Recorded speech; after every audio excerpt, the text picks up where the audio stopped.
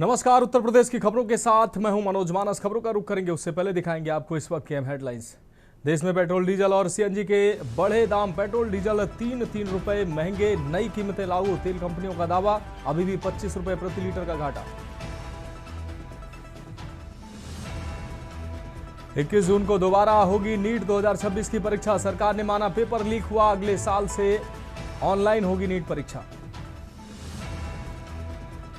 CM योगी ने महाराजगंज को दी 208 करोड़ रुपए की सौगात। बोले माफिया, दंगा और पलायन के दौर से निकला जिला।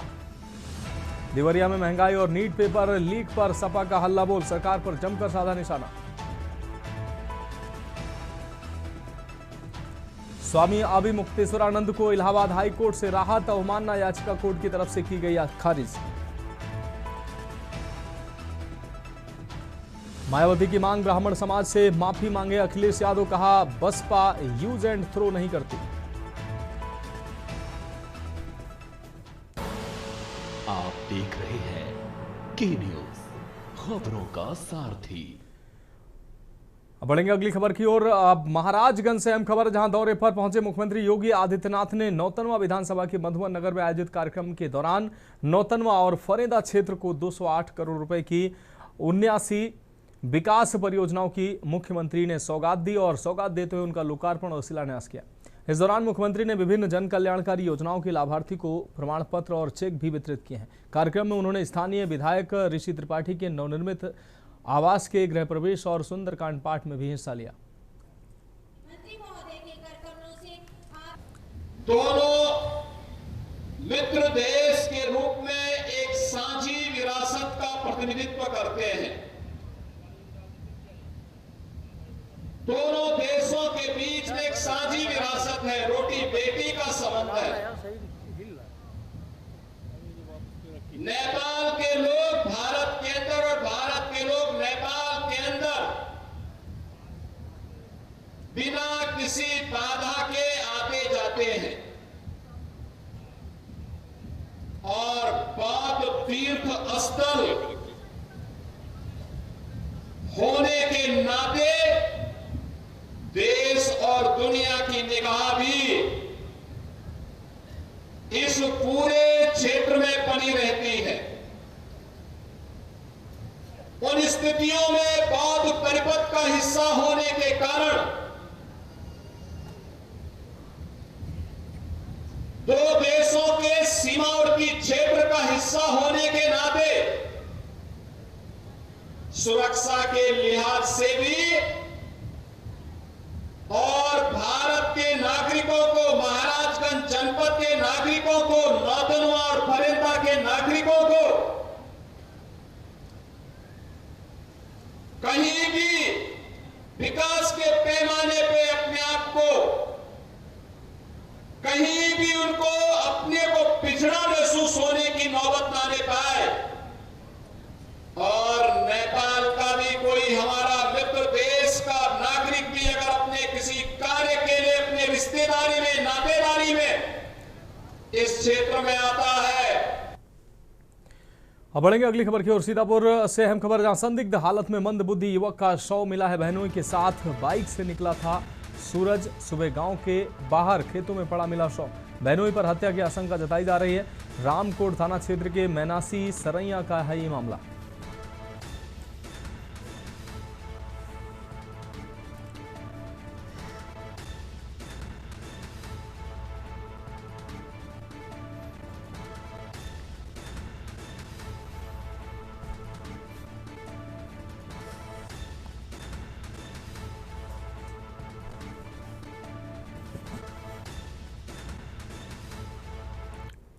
उत्तर प्रदेश के उप मुख्यमंत्री केशव प्रसाद मौर्य ने समाजवादी पार्टी और विपक्षी गठबंधन पर बड़ा हमला बोला है। उन्होंने स्पष्ट किया है कि प्रदेश की जनता ने 2012 से 2017 के उस दौर को देखा है जब थानों और जिलों को गुंडे माफिया चलाया करते थे। उन्होंने कहा कि उत्तर प्रदेश में साइकिल का कोई विकल्प नहीं रह गया है।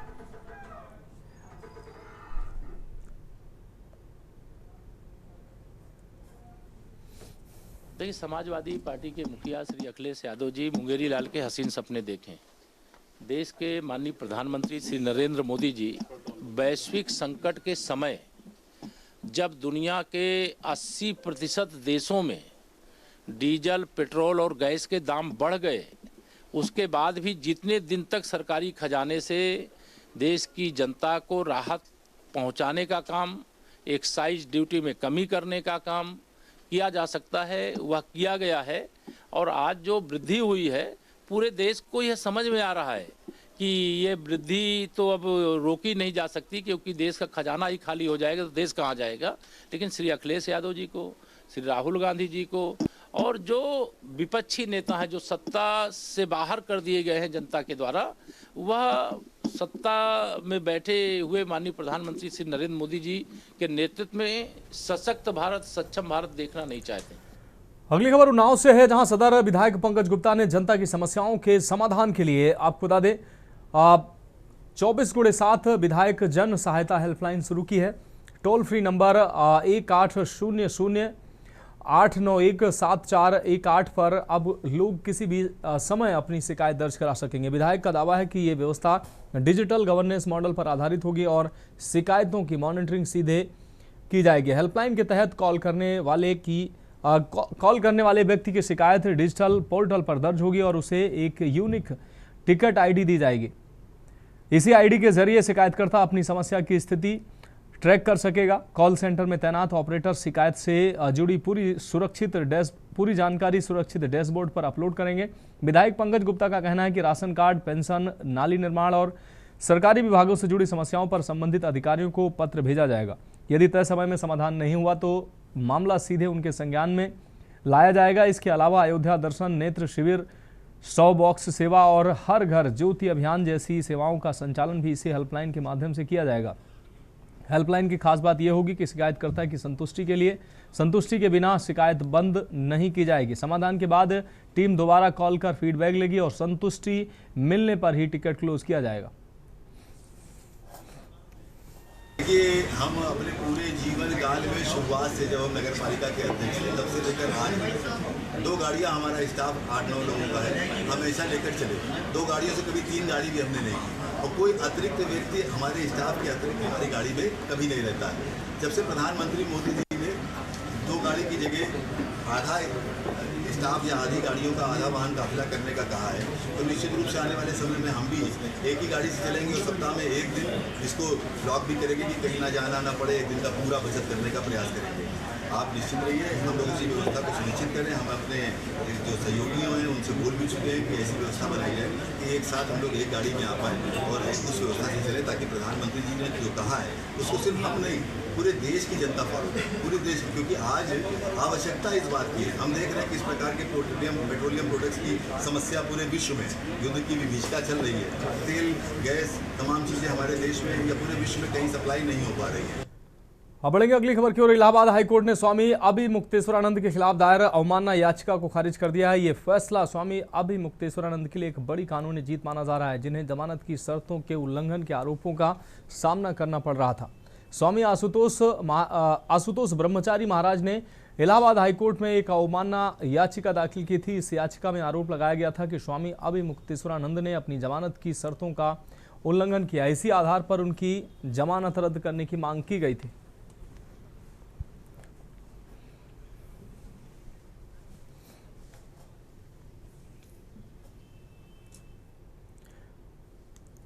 प्रयागराज में इलाहाबाद हाईकोर्ट ने ब्रिटिश मौलाना शमसुल हुदा खान के मदरसे पर हुई बुलडोजर कार्रवाई को अवैध करार दिया है। आपको बता दें, अदालत ने कहा कि मंडल आयुक्त बस्ती और संत कबीर नगर के जिलाधिकारी ने अपने अधिकार क्षेत्र से बाहर जाकर ध्वस्तीकरण आदेश पारित किया था।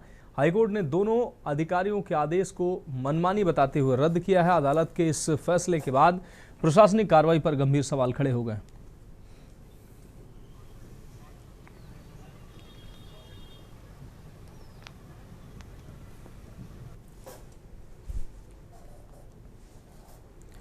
अब बढ़ेंगे अगली खबर की ओर। इटावा में भारतीय जनता पार्टी की महिला पदाधिकारी और बड़ी संख्या में महिला कार्यकर्ताओं ने एकजुट होकर कलेक्ट्रेट परिसर में धरना प्रदर्शन किया। उन्होंने हमीरपुर महोबा लोकसभा से सांसद के द्वारा प्रधानमंत्री के ऊपर की गई अभद्र टिप्पणी से नाराज होकर समाजवादी पार्टी के सांसद के खिलाफ मोर्चा खोल दिया है। समाजवादी पार्टी और उनके सांसद के खिलाफ नारेबाजी करते हुए कार्रवाई की मांग की गई।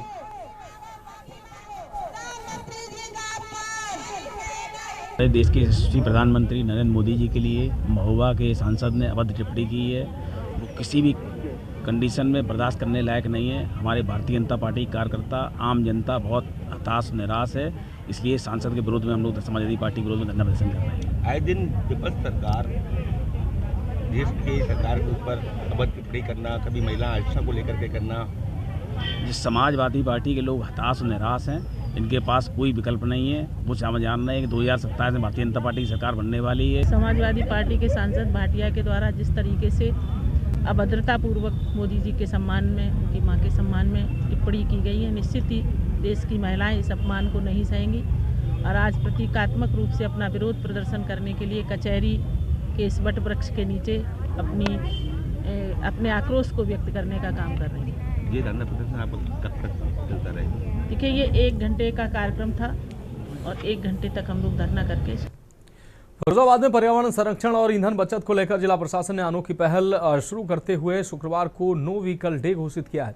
जिलाधिकारी संतोष कुमार शर्मा के निर्देश पर शुक्रवार को डीएम अपने आवास से पैदल चलकर कार्यालय पहुंचे। वहीं मुख्य विकास अधिकारी शत्रुघ्न वैश्य, एडीएम, एसडीएम समेत कई अधिकारियों ने भी वाहनों का उपयोग छोड़कर पैदल दफ्तर पहुंचकर लोगों को पेट्रोल डीजल बचाने और प्रदूषण कम करने का संदेश दिया। अधिकारियों का कहना है कि सप्ताह में 1 दिन निजी वाहनों का कम उपयोग करने से ईंधन की बचत के साथ पर्यावरण संरक्षण में भी बड़ी मदद मिल सकती है।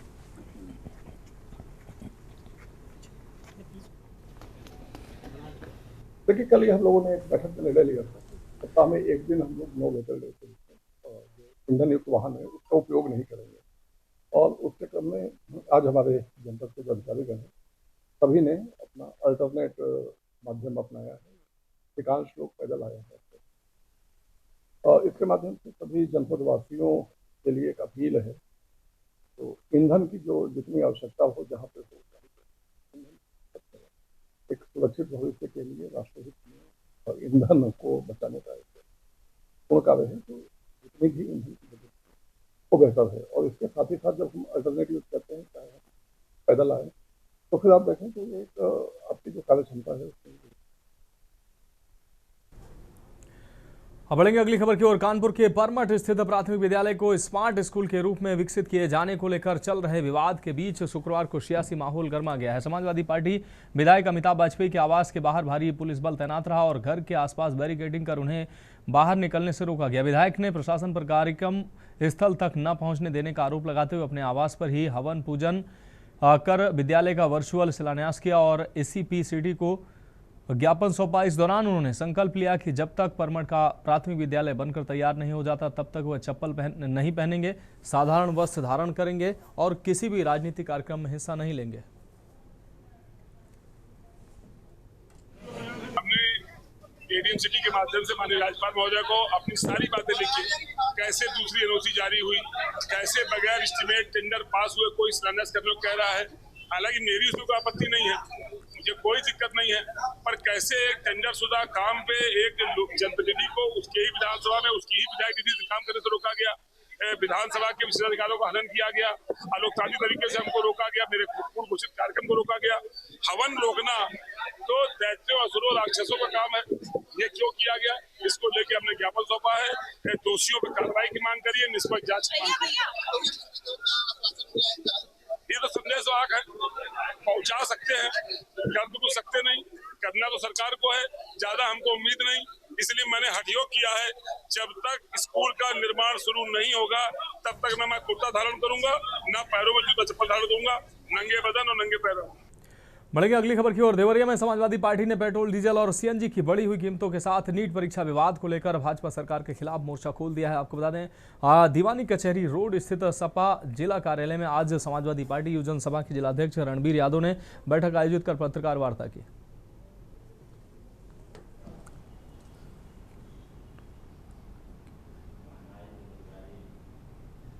आज समाजवादी पार्टी के हम सभी कार्यकर्ता समाजवादी पार्टी के जिला कार्यालय में आज सुबह एकत्रित हुए और जो कि अभी सूचना हम लोग को पहले ही मिल चुकी थी कि डीजल एवं पेट्रोल के दाम में 3 रुपये प्रति लीटर एवं सीएनजी के दाम में 2 रुपये प्रति लीटर की वृद्धि हो गई है। इसके खिलाफ हम सभी ने यहाँ बैठक किया है और सरकार के खिलाफ एक प्रस्ताव पास किया है कि भारतीय जनता पार्टी की सरकार जन विरोधी है। तो इस सरकार को जनता की समस्याओं से कोई लेना देना नहीं है। भारतीय जनता पार्टी की सरकार में महंगाई, बेरोजगारी, भ्रष्टाचार चरम पर है। अब बढ़ेंगे अगली खबर की ओर। रामपुर कलेक्ट्रेट परिसर में आज शहर विधायक आकाश सक्सेना ने विद्युत विभाग की 4 गाड़ियों को हरी झंडी दिखाकर रवाना किया है। इन गाड़ियों का उद्देश्य जिले में बिजली से संबंधित किसी भी बड़ी दुर्घटना या फॉल्ट की स्थिति में तत्काल मौके पर पहुंचकर समस्या का निस्तारण करना बताया गया। इस अवसर पर विधायक ने कहा कि ये विभाग की एक अच्छी पहल है जिससे आपात स्थिति में तेजी से कार्रवाई हो सकेगी। उन्होंने ईंधन बचत को लेकर कहा कि प्रधानमंत्री की अपील के अनुसार ईंधन का कम से कम उपयोग करना चाहिए और अब जनता इसे अपनाएगी तो खपत घटेगी और भविष्य में दामों पर भी असर पड़ेगा।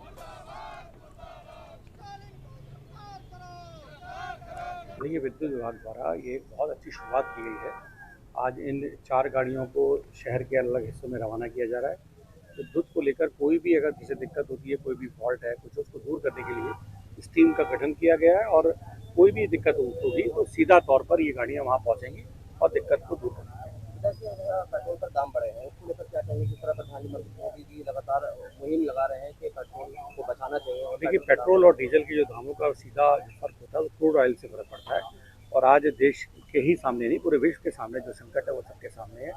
प्रधानमंत्री जी का जो एक संदेश है वो हम सब नागरिकों को उसको फॉलो करना चाहिए और ईंधन का जितना कम से कम उपयोग हो सके उतना कम से कम उपयोग करना चाहिए। अब बढ़ेंगे अगली खबर की ओर। मंत्री बनने के बाद मनोज पांडे रायबरेली अपने गृह जनपद पहुंचे। यहां समर्थकों ने उनका गर्मजोशी से स्वागत किया। पार्टी कार्यालय पर पदाधिकारियों ने फूल मालाओं से उनका जोरदार अभिनंदन किया। इस दौरान सपा के राष्ट्रीय अध्यक्ष अखिलेश यादव के एक्स पोस्ट को लेकर मंत्री मनोज कुमार पांडे ने प्रतिक्रिया देते हुए निशाना साधा। इसके बाद वे PWD गेस्ट हाउस के लिए रवाना हुए, जहां वे अधिकारियों से परिचय उन्होंने किया है।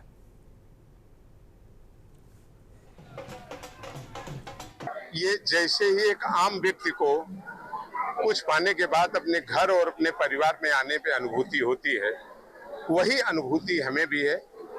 और आज भारत के आदरणीय प्रधानमंत्री जी के आह्वान पर मैंने अपने हमने स्वागत कार्यक्रम लगभग जो 150 थे हमने उसको निरस्त कर दिया। हम सबको ईंधन बचाने पर लोगों को प्रेरित करना है। और आज जब मैं भारतीय जनता पार्टी के कार्यालय अटल भवन अपने कार्यालय में मैं आया और जिस तरीके से कार्यकर्ताओं ने पैदल चल करके कई हजार की संख्या में यहाँ पर आए, जिनको आपने बाहर देखा होगा। इस सभागार में तो 400-500 लोग होंगे, लेकिन बाहर 2-2.5 हजार लोग यहाँ पर खड़े हैं। खबरों में वक्त एक ब्रेक का, जल्द हाजिर होंगे।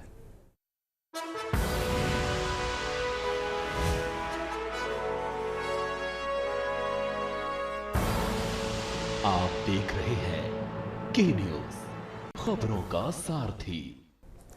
धर्मनगरी अयोध्या में मानवता को शर्मसार करने वाली एक घटना सामने आई है। अपने माता पिता के साथ राम मंदिर में दर्शन करने आई एक 5 वर्षीय बालिका के साथ अयोध्या धाम रेलवे स्टेशन पर एक युवक ने अश्लील हरकत की। घटना उस वक्त की है जब बच्ची अपने परिवार के साथ स्टेशन पर सो रही थी। प्राप्त जानकारी के अनुसार यह घटना 11 मई की सुबह करीब 4 बजे की है। आरोपी युवक ने सो रही बच्ची को चुपचाप उठा लिया और उसके साथ अश्लील हरकतें की। हैवानियत का अंदाजा इस बात से लगाया जा सकता है कि आरोपी ने मासूम के होंठ और नाक पर दांतों से काटकर उसे बुरी तरह से लहूलुहान कर दिया। बच्ची के रोने की आवाज़ सुनकर परिजनों की नींद खुली, जिसके बाद मामला सामने आया।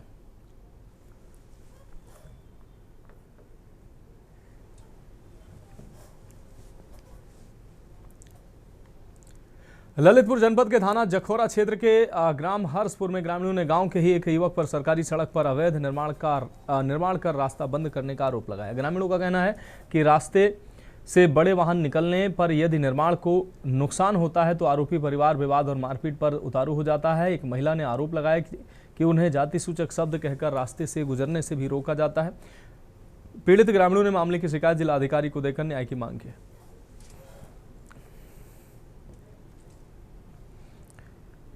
ये मामला के हम लोगों को रास्ता वहीं से है और SDM साहब भी और लेखपाल साहब भी की रिपोर्ट, तहसीलदार साहब की भी है कि नहीं यहाँ कोई निर्माण नहीं हुए है। सब कर रहा निर्माण दिनेश देवेंद्र रानी और पूनम निर्माण कर रहे हैं CC रोड पे। इसका पहले इसका परेशानी है वहाँ से निकलने में सर ये परेशानी है कि वैसे तो हम लोग निकल जाएंगे लेकिन हमारे वाहन ट्रैक्टर वगैरह है, पानी नंजा हमारे यहाँ। मामला ये है कि सर एक ही रास्ता है, CC रोड डला हुआ है पहले से, और पूर्वजों के समय से रोड है, रास्ता बनी हुई है तालाब के लिए। उस पर जो है देवेंद्र, दिनेश और उसकी माँ और बहू सभी लोग जो है अवैध रूप से निर्माण कर रहे हैं सर, चबूतरा का और जो है सीढ़ियों का। तो उससे जो है आवागमन में परेशानी पैदा हो रही है सर। ट्रैक्टर वगैरह थोड़ा सा ही अगर इधर उधर होता है तो उसमें लग जाएगा सर, तो फिर लड़ाई विवाद करेंगे।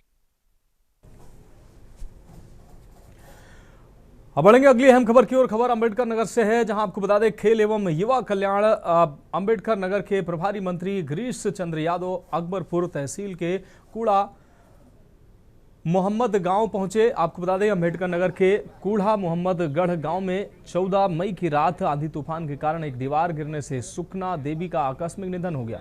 घटना की जानकारी मिले तो जिलाधिकारी ईशा प्रिया पहुंची थी। आज प्रभारी मंत्री बीजेपी जिलाध्यक्ष त्र्यंबक तिवारी, उपाध्यक्ष बिमलेंद्र प्रताप मोनू सिंह, जिलाधिकारी ईशा प्रिया, अपर जिलाधिकारी ज्योत्सना बंधु के साथ मृतका शुकना देवी के घर पहुंची, जहां प्रभारी मंत्री पीड़ित परिवार से मिलकर आपको बता दें सरकार के तरफ से हर संभव मदद का उन्होंने भरोसा दिलाया। इसके अलावा 4 लाख का चेक देकर पीड़ित परिवार की आर्थिक मदद भी की। कूड़ा मोहम्मदपुर में दीवार के गिर जाने से सुखना देवी का मृत्यु हुई है। जब इसकी सूचना प्राप्त हुई है उसके बाद माननीय मुख्यमंत्री जी का निर्देश हुआ है कि सभी जो है, क्योंकि अभी जो एक तरह से आंधी और तूफान आया था उसके कारण से कई जगह घटनाएं हुई। माननीय मुख्यमंत्री जी का सभी प्रभारी मंत्रियों का निर्देश हुआ कि अपने अपने क्षेत्रों में जहाँ भी इस तरह की दुर्घटनाएं हुई है। बढ़ेंगे अगली खबर की ओर। खबर अंबेडकर नगर से है, जहां आपको बता दें पर्यावरण संरक्षण को लेकर सरकार ने आदेश दिए हैं। आज उसी कड़ी में जनपद की सभी 899 ग्राम पंचायतों में सुबह 9 बजे से 10 बजे तक ग्रीन चौपाल का आयोजन हुआ। अभियान को सफल बनाने के लिए जिलाधिकारी और मुख्य विकास अधिकारी स्वयं कई गाँव में चौपाल का जायजा लेने पहुंचे।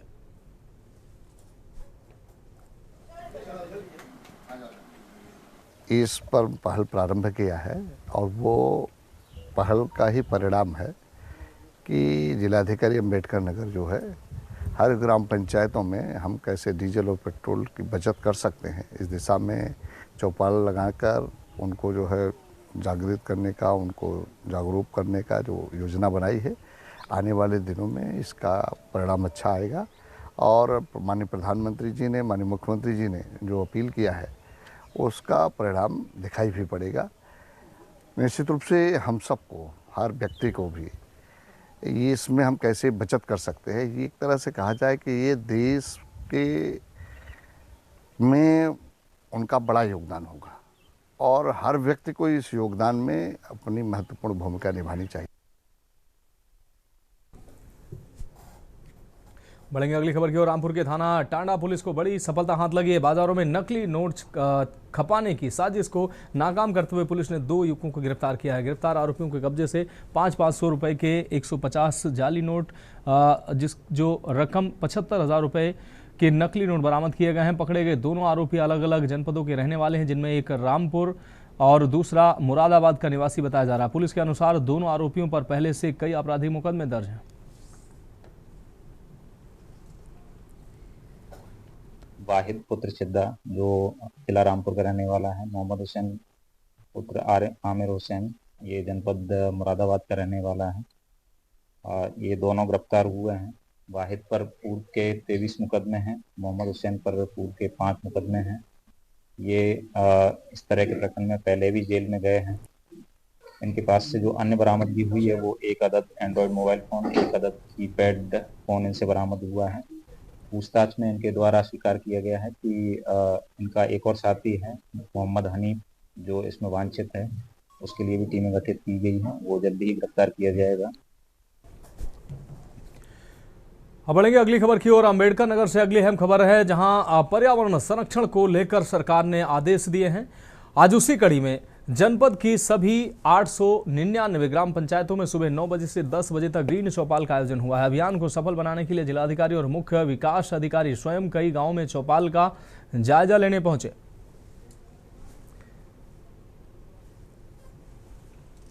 इस पर पहल प्रारंभ किया है और वो पहल का ही परिणाम है कि जिलाधिकारी अंबेडकर नगर जो है हर ग्राम पंचायतों में हम कैसे डीजल और पेट्रोल की बचत कर सकते हैं, इस दिशा में चौपाल लगाकर उनको जो है जागृत करने का, उनको जागरूक करने का जो योजना बनाई है।